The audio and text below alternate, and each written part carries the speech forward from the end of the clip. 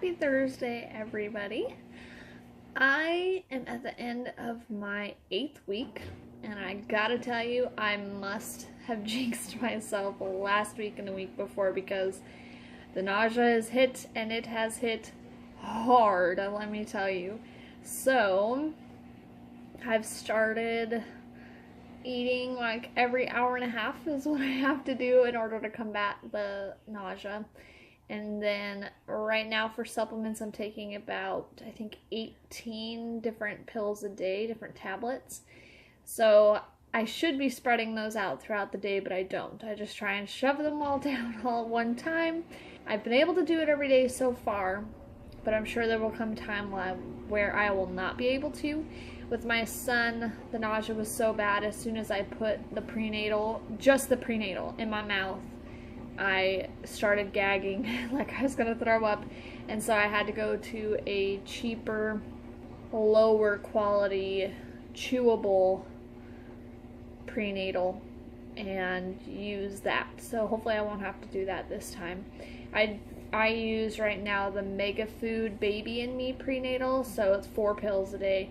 They also have a Baby and Me 2, and that one's only 2 pills a day. But for the amount of vitamins that are in the original, I choose that one over the 2. So, differences this week. Definitely the nausea.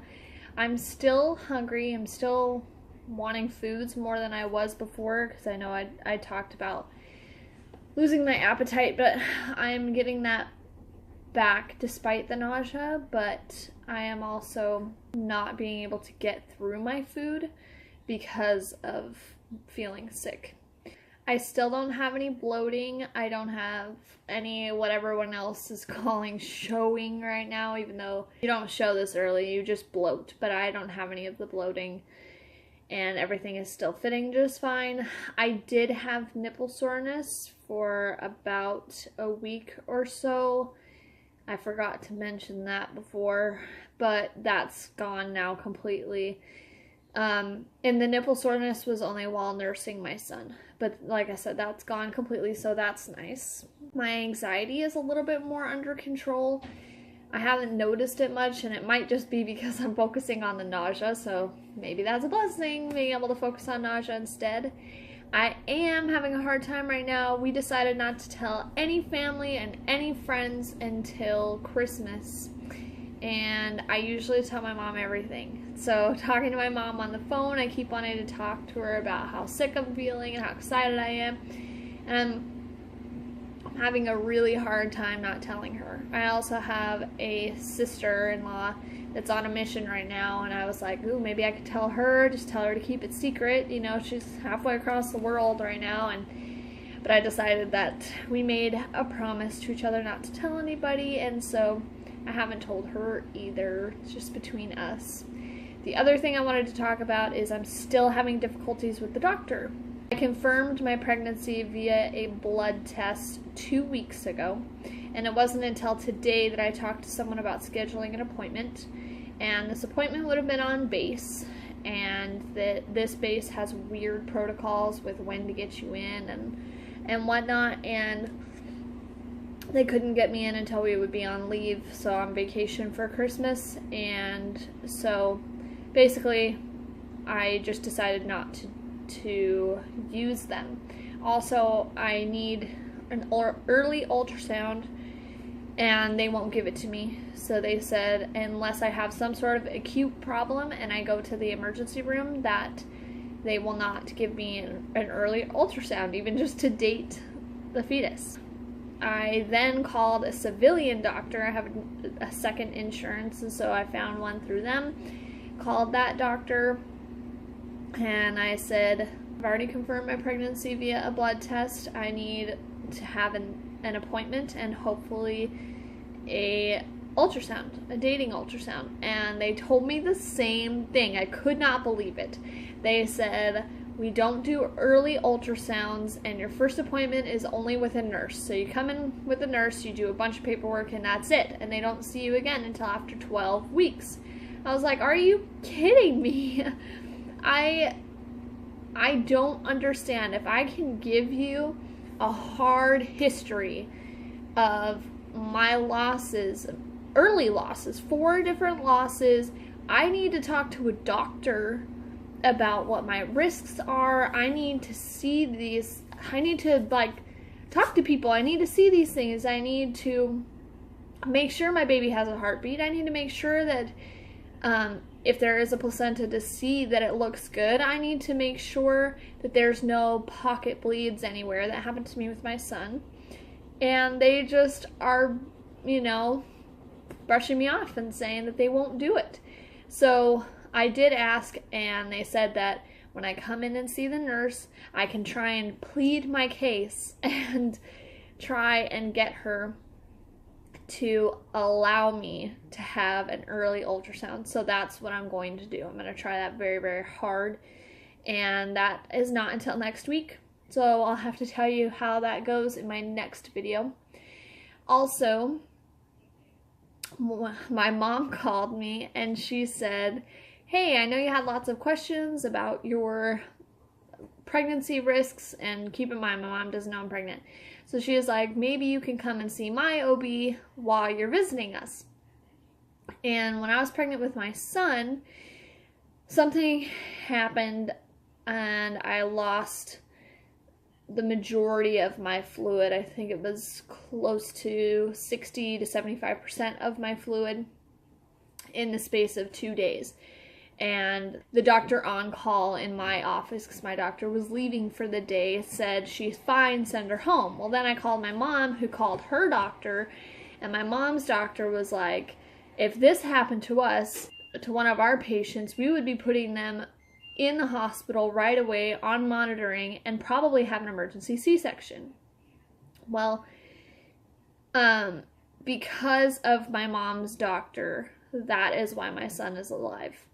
I went into a different doctor in a different city, in a different, hospital region, everything.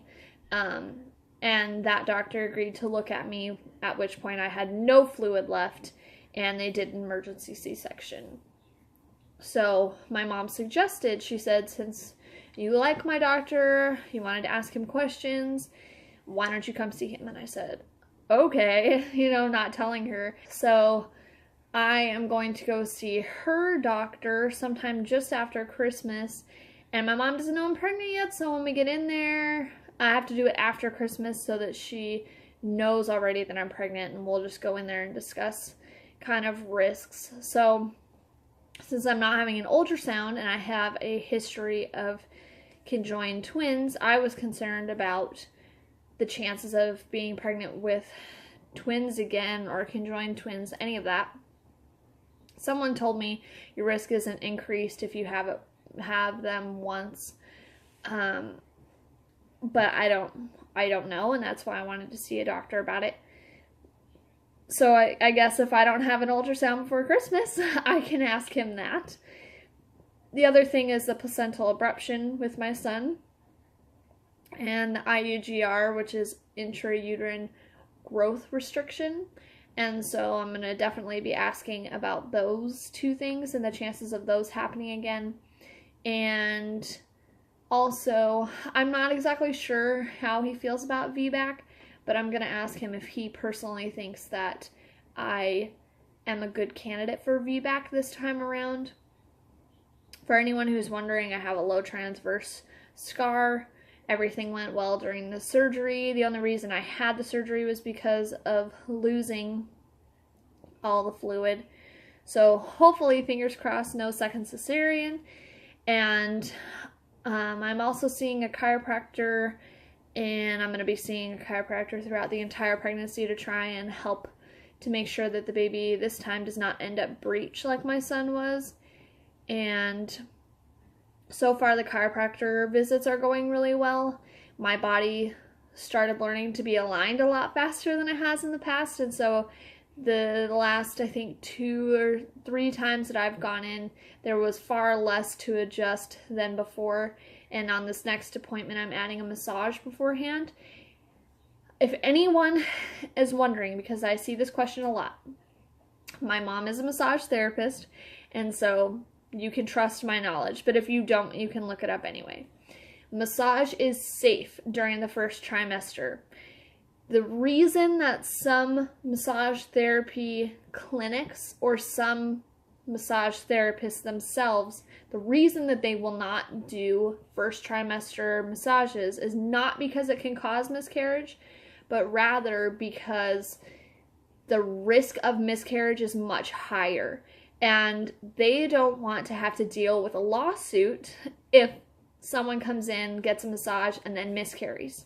So even though it can't cause it, people can still try to say that it caused it, and therefore you have lawsuits, and that's why they don't do them. But it has nothing to do with the safety or your health.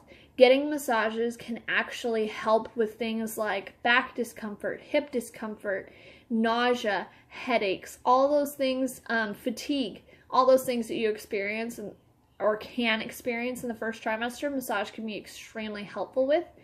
And so I'm really excited to go get a massage and then get a chiropractic adjustment. Also, getting a massage before a chiropractor, before seeing a chiropractor, helps to loosen your muscles, and then it will move your vertebrae easier, and you have a higher chance of them staying in place where they're put by the chiropractor because you don't have those tense muscles trying to pull them back to where they were before. So fingers crossed that this is going to be a good visit and that I'll feel good afterward. The other thing is physical fitness. So the Aquafit is going great, and I love that. And I've gone, I think, a total of 3, maybe 4 times at this point, and I'm actually going today. So I am loving that. It's very low impact, but I also feel like I have a pretty good workout by the end of it. And I'm not worried about hurting baby. So that is going well. I'm hoping to add yoga and or Pilates to that, and I was planning on actually doing that this week, but I am just so tired, and then the nausea hit, and I just have not felt good. Even on Tuesday I didn't work, and I was going to go in and do yoga, and then in the evening I was going to do the Aquafit, and I just felt so sick, and I couldn't do anything, and so I did not go at all. It made me a little bit sad, but maybe we can try next week.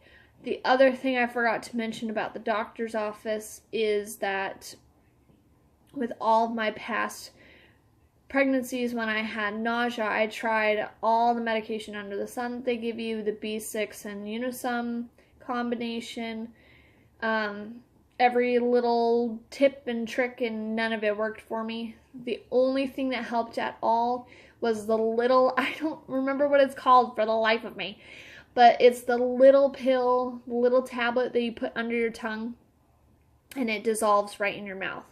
And that took the edge off for me. So not great, but at least it took the edge off for nausea.